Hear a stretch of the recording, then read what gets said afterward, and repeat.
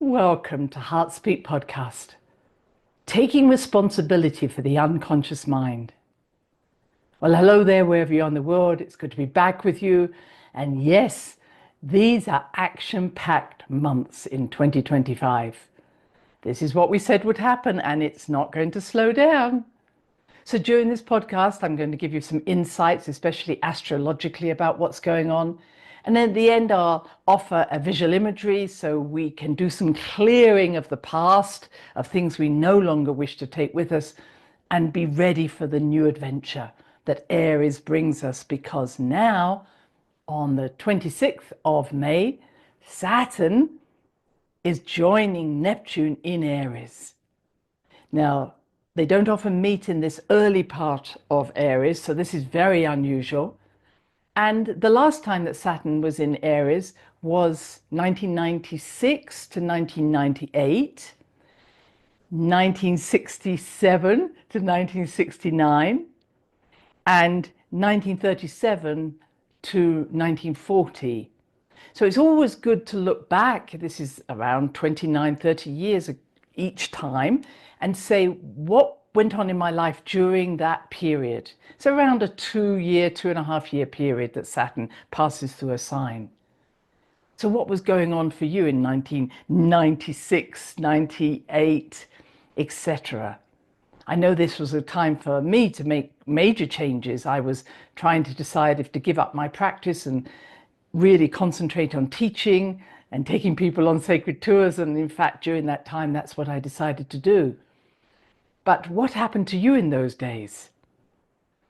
And Neptune being there as well gives us this extra impetus to not just do something different on a physical level, much more Saturn level, where I'm going to do a new project, but Neptune takes us into the mystical.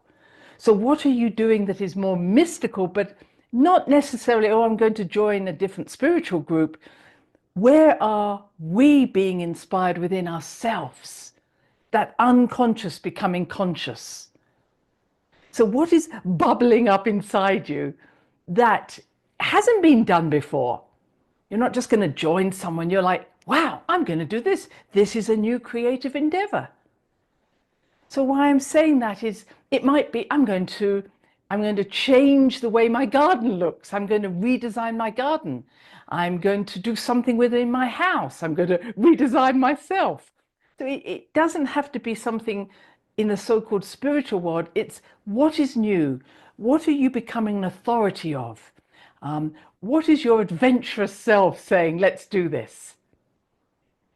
And Saturn coming alongside Neptune is giving a little bit of a pause, not a bad one, but Neptune can be a little airy, well, maybe not airy, watery, and saying, oh, I dream about doing this, but it's not always grounded.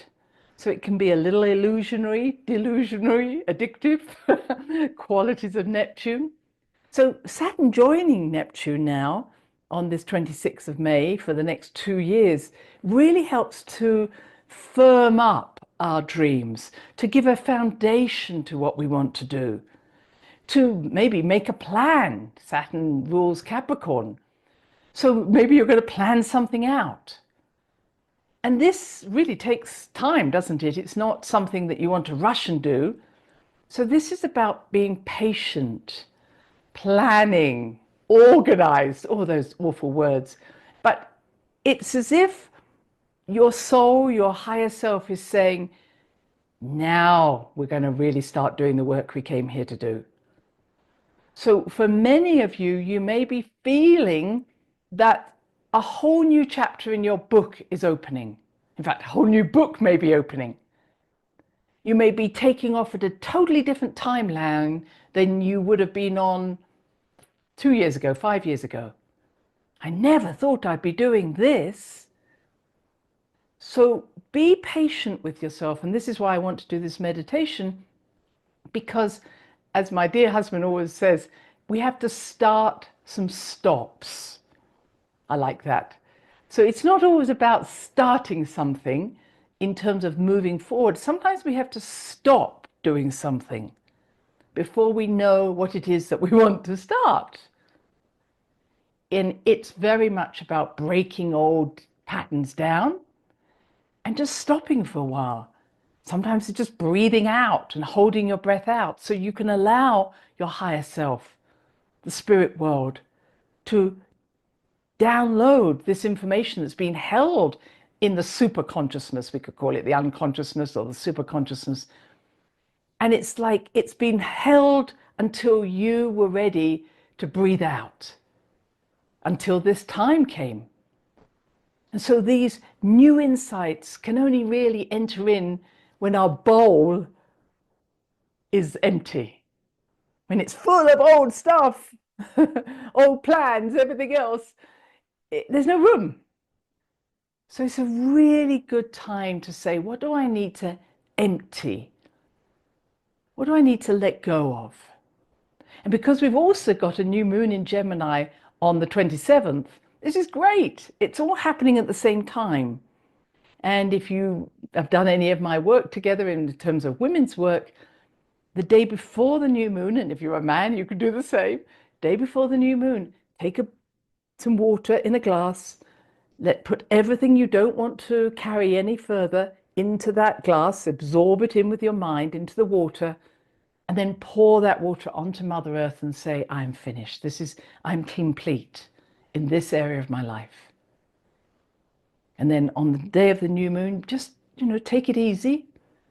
And then on the next day, write down everything you've been dreaming about doing, but not only your dreams, but how am I going to do it, Saturn, in a Saturn way? So empty, make space, be intuitively aware of anything that might come up for you, something that you say, I've been thinking of doing that, or 3 times someone might say something and you're like, okay, I need to go and do that. So that's the 3rd time someone's mentioned that. And then on the 3rd day, make your list, and I have to say, stick to it. And you can refine it and say, okay, that's not going to work. I have to do it this way. But really be focused on, how do I make the unconscious conscious? How do I take responsibility for the path that my soul is on? Because that's what this is about now. It's fulfilling our destiny. And people often ask me, what's my destiny? Well, it's all very well to know what it is. It's doing it's the problem. So what needs to happen for that destiny to be achieved? And again, people ask me, well, that destiny, you're going to be a healer. Well, there's an awful lot of steps you have to take to get there. First of all, you may have to just let go of doing what you thought you were going to do and then maybe join a course. So it's in the sense of, this is not just about becoming something, it's taking the steps to get there. And as I said, sometimes you have to empty first. What don't you want to do anymore? As Bashar would say, where is your passion no longer in something? Where are you avoiding something? Where do you wake up and go, oh, I have to do that? Where are you not enjoying? Where are you not having pleasure? And I know, it's easy to say, well, I enjoy doing that. Well, you may, but are you growing through it? Does it excite you still? Because doing something just because you can do it, you shouldn't be doing it. Once you can do it without thinking about it, it's no longer helping you to grow. So Saturn is saying, okay, that's there, but is this teaching you anything? Are you growing through this? If not, let it go. And one of the things that I'm noticing is, what of my beliefs, because beliefs are very much part of this subconscious, unconscious, which of my beliefs are helping me to grow, and which of my beliefs are keeping me stuck? Where do I feel limited? And maybe blame the world for these limitations. Well, if it wasn't for that, I'd be firing on all cylinders. Is that true? So where are we using someone else or some condition to hold us in a place that doesn't serve us anymore? Now, that doesn't mean you just say, okay, I'm going to let go of everybody. I'm not going to be responsible for anybody. But it does say, where am I using that agenda? Where am I kidding myself that I would go ahead if it just wasn't for this problem. And that is something I think is really important to be looked at. Not that person stops me doing that, or that group stops me doing that, etc., etc. More, where am I stopping, allowing this to stop me? And in that, what is my greatest fear? If Christine came along and opened all the doors and said, go for it, what fear would come up? And in all my work, I have met that situation. And when I was certainly working with homeopathy, I'd often ask people, okay, you've come to me for homeopathy, and you think that this may help cure you, whatever. So once I've given you the right remedy and you're cured, what are you going to do? And the number of clients who said, oh, you'll never be able to take away my illness. So at that point, I kind of gave them their money back because I thought, I'm wasting your time. If you already know you don't want to be better, that this is a wonderful reason for staying away from the journey that you chose as a soul. Now, I could say that maybe is their soul's journey. But if I ask them, are you learning anything from being sick? The answer probably would be no in those cases. And I heard that so many times, that throat chakra jumping in and saying, let me tell you why that's not going to work. Yes, but. Please don't give me any more suggestions of how to get myself better, because I don't want to change. So each of us has to face our fears. That's why I'm saying taking responsibility for the unconscious. As Makua used to say, own what you possess. In other words, take up your skills and your talents, but also know what possesses you. And are those beliefs, and I will say they're only beliefs, actually serving you? Oh, well, what if this happened? That's all there. But in the case of, does this serve you? Does this help you to have that experience? And where am I using that to keep myself small? To allow myself to not be pushed into a corner? And let me say, and I don't want to make it a spaceship that disappears, but let's say I came along and said, okay, here's a door that you can go through to fulfill what your destiny is, to awaken yourself to your highest experience. But if you do this, you'll notice that a lot of people that around you, your loved ones maybe, can't follow you. In other words, you're going from one setting to another setting. It's a bit like going to college. You've always thought your high school was everything, and your high school friends or your family was everything, and then you go away to college and you suddenly meet a whole lot of new people and a new lot of friends. And then maybe you go off and do something else, and wow, those college friends, they're so boring, because these are the exciting people to be with. So I want you to understand that that's what's happening. As we're going to see now, Uranus will go into Gemini later on in this month, the next month, in July, in fact, if I'm going to be accurate. When that happens, your communication, your experience with not just your higher self, but with the star groups that planted their seeds in you, not just in you, but in your ancestry and in your lineage, that you are carrying in your DNA these seeds that come from star groups way outside this galaxy. And they are now trying to communicate with you. Now, part of the reason they're wanting to communicate with you is to thank you for carrying their seeds and for nurturing them. But also through the communication, they're trying to wake up these seeds so that they can evolve. So as they are communicating with you, it's not just talking to you and saying, hello, Christine, and let me help you as a human. When you are being communicated with telepathically, you are remembering that you are also that star group, and you are that star group, and you're that galactic group, and you're that universal group. So as I say, it's like suddenly having your mind open to a whole lot of possibilities that had been closed up to then because you've been staying in your high school or only mixing with your college friends.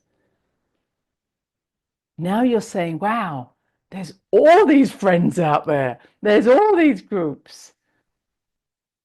And as you do when you go away from home or you leave home, you realize, yeah, family, I really love you, and I always love you, but you're not the people I want to relate to forever. And that's what's happening, and I'm seeing it happening with a number of people. And there's sadness. It's again, if you ever did go away to college, just remember what that felt like to go, oh yeah. Or if you left, where you lived and went to another town, it's okay to grieve. It's okay to say that part of me is over, that time is over in my life. But do it with the awareness that that sadness will be replaced by something greater, and you will never forget these people that you love. Now, Neptune and Saturn come together mid-July, so we could see, just coming back to that, a intensity of action. Now, previously with Neptune in Aries and even Saturn in Aries, there has been a tendency towards wars because both Aries is all about war as well as adventurous and heroes, etc. But because they relate so strongly to Pluto being in Aquarius, I think that the Pluto Aquarius, it's about expanding our consciousness, being more cooperative, more collective. So I think that we're going to see people step forward as compassionate leaders who seek the greater good, who seek peace. And you're one of those people. It doesn't have to be that you're a leader of a country or a leader of a religion. We're all leaders. We're all compassionate leaders who are meeting with other leaders within our community, within our groups, and saying, everybody step up and let's do this together. And this is not a time for cults or gurus or leaders. You've heard me say this many times.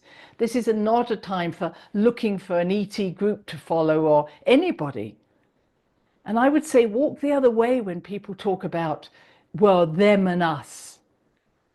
That's the old patterning. That was Piscean. We're leaving that behind. So don't get into them and us. That's not relevant in this world. And be aware that, again, if we project onto someone else as being the problem, we're really recognizing both the way in which we can hide ourselves, oh, thank goodness they're out there, I'll never move forward, but also we are reflecting. So whatever is in them that we may judge, what is it that we could take from them that would be valuable? We don't have to be like them, but they're a hologram. So what is it from them that we are being asked to step into? What is it that we may judge in them? Look at them. They think they're so much, so well, what would that be like for you to take on that? Again, I know I'm playing with your unconscious here, but I want to move away from stories that come from past lives and stories that even come from childhood, or all of that are really just saying, and what are you going to move into? What are you moving forward into? What needs to change? As I said before with the Scorpionic full moon. Rather than indulging ourselves in the past or something that we think can hold us somewhere, what do I need to do to step beyond that? And that's what Saturn and Neptune are helping us to do. They will eventually come together directly, conjunct direct, in February of next year. So again, I think it's going to be amazing steps that are being taken. There's no doubt that connection to the star, people, ETs, UFOs, this is going to be a huge part of it. But it will again not be a case of us and them, it will be us and us. We're meeting ourselves, because if we think of it less that there's something out in space, the only space there is this unconscious mind. And when we bring the unconscious into the consciousness, we realize the ETs, the UFOs are all here. We are it. And this is the exciting part. So I hope that's helping you, making some decisions. What do you need to starts and stops? Where do you need to recognize that you're holding yourself back and using someone else as an excuse? What are you excited about? What are your dreams? Can you put them down on paper and start to make plans? And where do you need to be sad because you're leaving something behind? So if you're ready and would like to take part in this small visual imagery, and again, only do it if you're in a safe place where you can close your eyes, please. So to close your eyes, take a few breaths, a short breath in and long out breath down through your body. Really on the out breath, let go. Everything in your mind is old. Just breathe it out. You're allowing those things that have been unconscious to become conscious.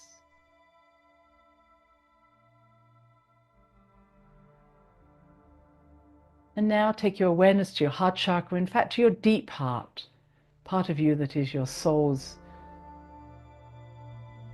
journey. It knows who you are.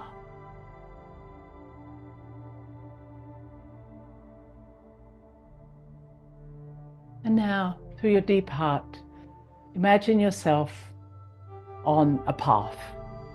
See yourself on a path. The path can be anywhere you like. It can be by the sea, it can be in a forest, it can be out in the land.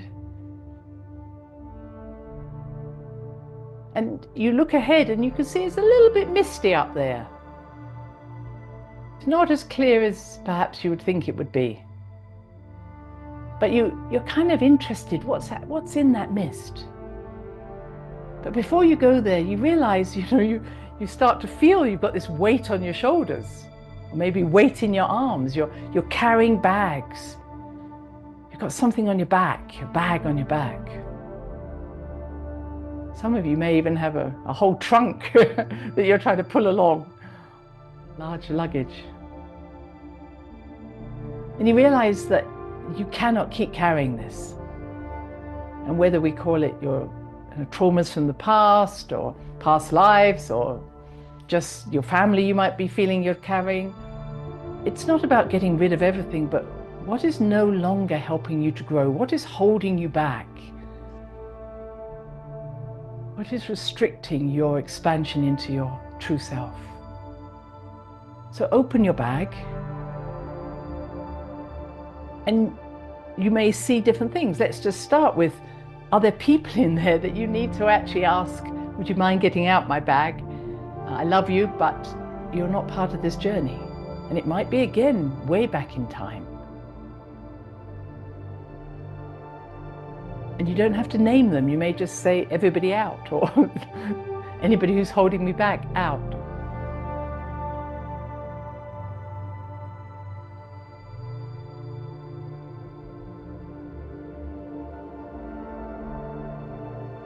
And then you might see in your bag a whole lot of papers. And on those papers, it might be journals, are all the stories you keep telling yourself. And you can keep whatever you want, especially those ones that are giving you joy, but even those, they might be finished. Take whatever you need out of that bag.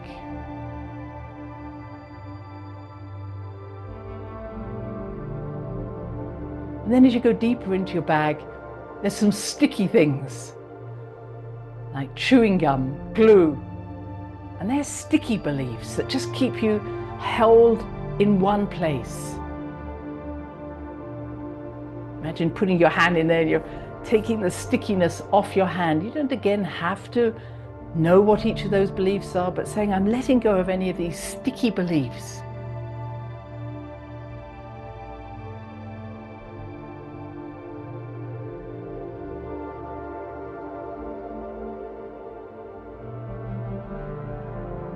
And I'm also going to let go of my excuses.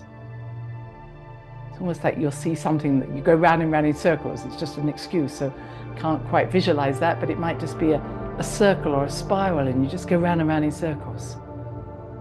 Take that out.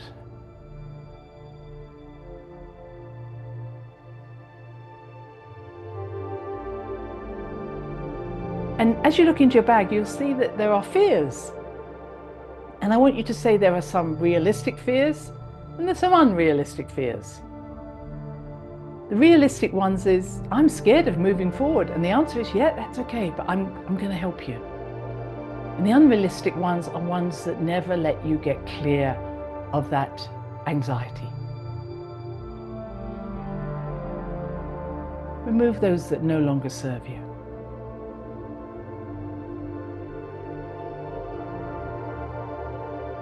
And now you can put things into your bag. Maybe you want to put courage in there. Maybe you want to imagine bringing forward with you a mentor, someone like Gandalf or Merlin, or someone who you know would walk with you but not hold you back. Might be someone who has passed over, like a grandmother figure. They don't have to go in the bag, they can walk with you. You can take nourishment if you like. Put their favorite foods in there. Put things that give you solace, like a beautiful crystal or something beautiful like a flower. The eternal flowers. And now you can put your backpack on, or whatever you were carrying, carry your bag, walk forward, and all of a sudden you realize the mist is clearing and there are people stepping towards you. Now I'm saying people, they may just be beings of light. It almost feels that they don't walk towards you, they float towards you. And they're so pleased to see you. And as they come towards you, that mist clears. And it's not necessarily that you can see everything, but you're starting to see colors you'd never seen before, or hear sounds you've never heard before. And you're certainly not alone. You may even see people, friends, family that you love walking along their path, being met by their star people, by their higher consciousness.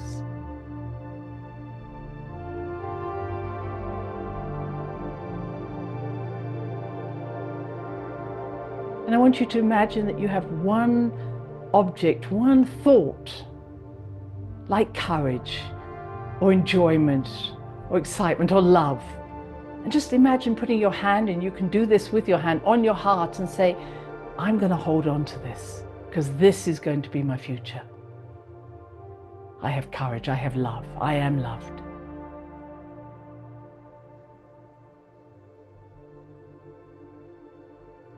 And having anchored that energy into you, into your heart,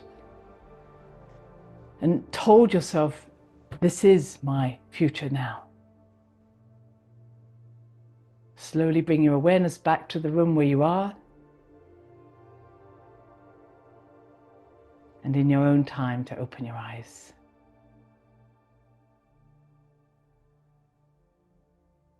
I hope that has helped you to realize that it's time to start some stops, to make the unconscious conscious, to take responsibility for things that have been in the unconscious, so you can really look at them and decide what fills you with joy, movement, growth, creativity. And when have things actually reached their end? So until next time, enjoy these next few days. We have a lot going on, but recognize things will never be the same again. We are moving into a completely different way of being. Until then, take care now. Bye-bye.